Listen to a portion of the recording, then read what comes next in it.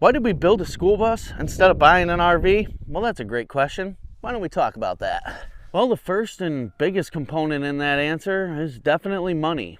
We didn't have a lot of it. I'm sure a lot of you can relate. $20, $30, $50, $70,000 for a travel trailer or an RV, especially a drivable one, was just not in the cards for us. $3,000 for an old used school bus?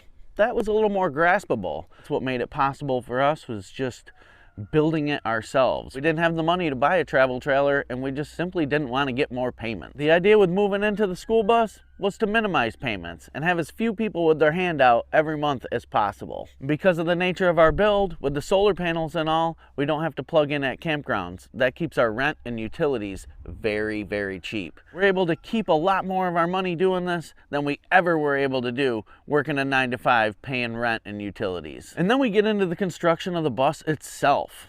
It's a huge metal box meant to protect 50 to 75 kids. So I felt like that was a good sturdy foundation, unlike a lot of these travel trailers and RVs that are meant for just a week or a weekend out or a month vacation, and they're built to be light and cheap and not necessarily durable for the long term. And that brings us up to the final reason: customizability. We didn't have to figure out a way for layout A, B, or C to work for us, making sense of bunk beds and second bathrooms and things of that nature that we really just didn't need, and they were a waste of space. And that's just it. We built the bus ourselves so we could customize everything: storage, sleeping places, how much area we used for that, and how much was used for the store. We run a business called Hippie Haberdashery. I make leather hats like what I'm wearing, and my studio was built right into the school bus so I can make money on the road.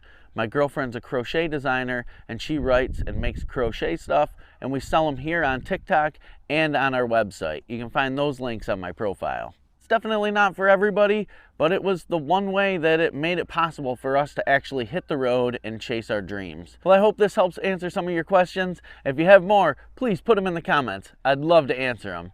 We'll see you down the road.